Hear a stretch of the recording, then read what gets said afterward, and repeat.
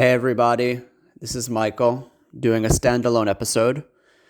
For today's topic, I'm going to discuss what I believe to be Israel's new national security doctrine. This is a doctrine that has been unofficially adopted by the Israeli political leadership and by the Israeli military.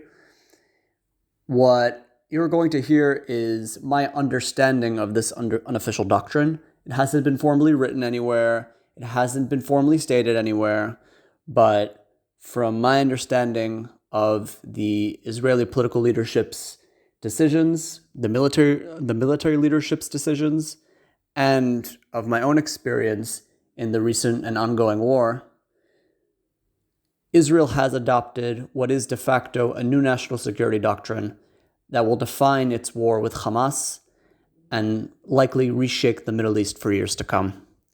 I discussed this topic in length in a recent article that I published on Medium. I'm going to share the link to this article for anyone who wishes to read further about Israel's national security doctrine. But in the meantime, I'm going to read this article for any of our fans out there that would rather listen in and hear the main aspects of the doctrine rather than read it on my Medium site. Let's get started. Israel's new national security doctrine. After the shock of the October 7th massacre, it seems that Israel has adopted a new, albeit unofficial, national security doctrine that may redefine the country's future. The doctrine, built on the three core pillars of multidimensional readiness, proactive offense, and territorial depth, will prove its worth as Israel wages a total war on Hamas and prepares for a potential escalation of fighting with Hezbollah. Principle number 1, multidimensional readiness. The first pillar is built on the notion that Israel can no longer rely on early warning to anticipate regional belligerence. Marking 50 years since the 1973 Yom Kippur War, the October 7th massacre is yet another instance in which the Israeli intelligence community failed to provide early warning. While Israeli intelligence excels in understanding the enemy's capability, it repeatedly fails in assessing the enemy's intent. Israel's defense establishment has started to internalize this insight by facilitating a revolution in its defensive posture, total readiness in all the physical domains of warfare to stave off any surprise attack. Multidimensional readiness is, in part, a numbers game. Among Israel's initial moves in the war was to call up 360,000 reserves and to mobilize its entire standing army, bringing the economy to a near standstill as it reinforced its borders and prepared for an escalation on all fronts. The message was clear. If an organization like Hezbollah would aim to leverage the element of surprise and stage an October 7th styled attack on Israel's north, it will face off against thousands of battle-hardened soldiers that are ready for combat. Indeed, Israel has gradually released most of its reserves since the initial days of the war, allowing a return to normalcy for both the economy and society. Nonetheless, this is a return not to the days before the war, but to a new normal, in which the reserves are regularly called up in rotation. While the pre-October 7th Israel had enough soldiers on its borders to carry out routine security tasks, the pillar of multidimensional readiness demands that Israel keep the necessary to face off an attack by land, sea, air, and space. The qualitative edge of Israel's ground forces is also set to undergo a significant change.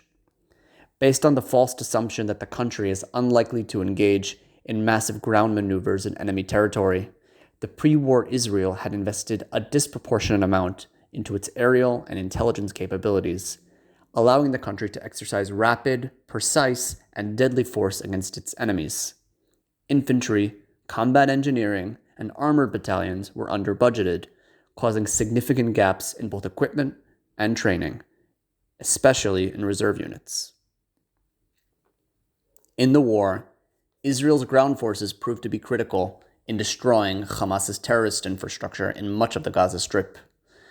While Israel's initial aerial offensive neutralized a considerable number of terrorists with pinpoint intelligence, it experienced diminishing marginal return as terrorists hid underground and lowered exposure. The introduction of ground troops forced terrorists out of their hiding places and facilitated the collection and retrieval of weaponry. It also acted as a significant complement to Israel's aerial campaign by providing critical combat intelligence for airstrikes. Going forward, Israel's defense budget will likely give higher priority to the qualitative readiness of its ground forces through improving training and closing equipment gaps. Principle number 2, proactive offense. The second pillar is based on the idea that proactive destruction of the enemy's military capability is the only surefire way to ensure long-term security. Before the war, Israel had an unofficial strategy of avoiding war at all costs.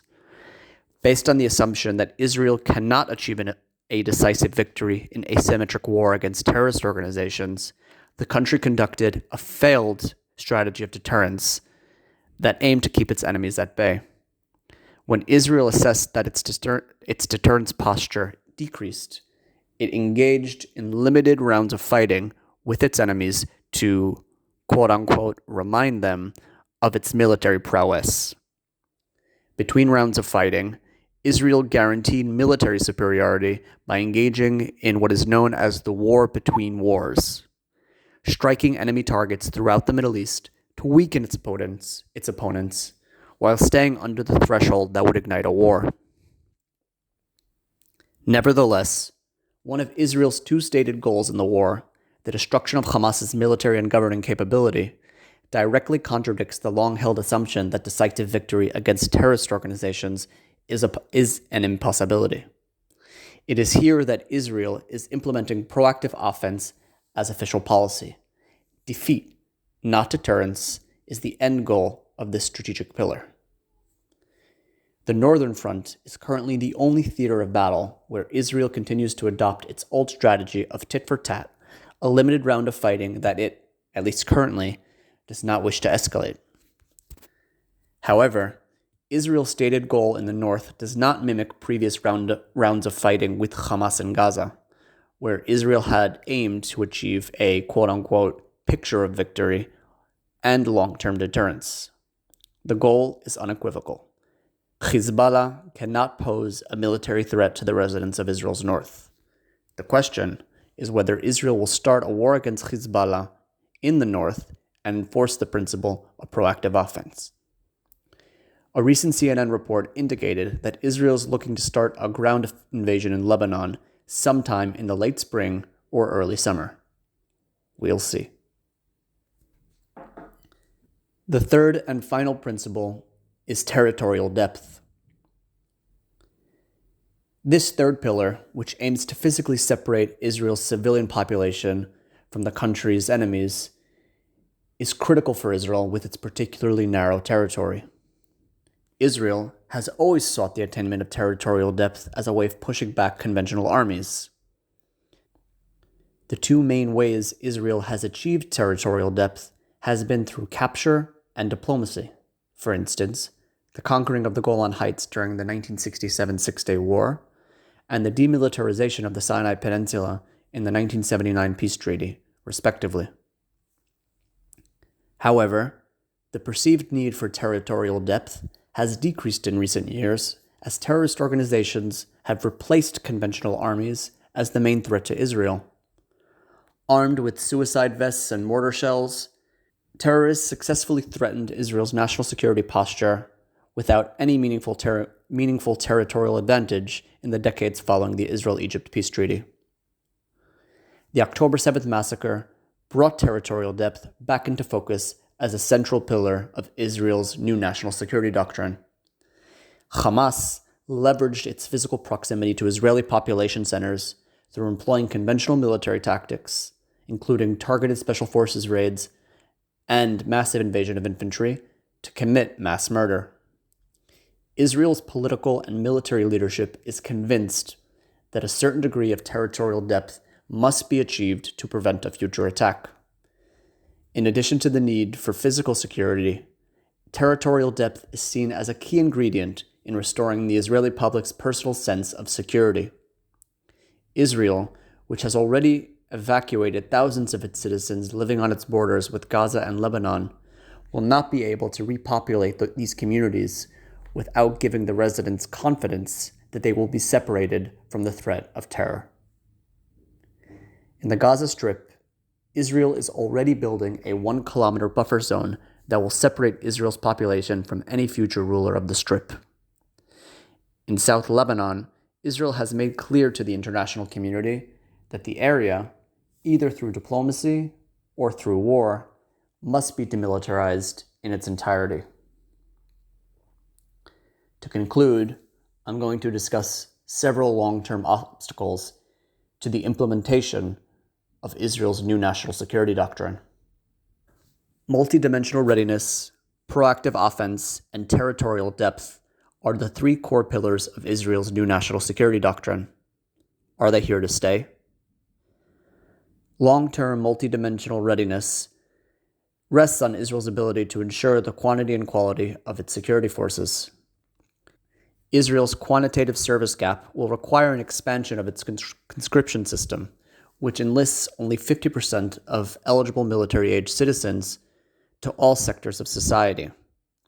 Ultra-Orthodox Jews and Arab Israeli citizens make up a significant portion of those who are not conscripted, a well-known political hot potato that has come back to the fore in Israeli political discourse. Qualitative improvements will require Israel to cut back on unnecessary defense expenditures and reappropriate savings to its ground forces. Yet there will be clear political repercussions for any politician who is brave enough to cut any defense expenditure during wartime.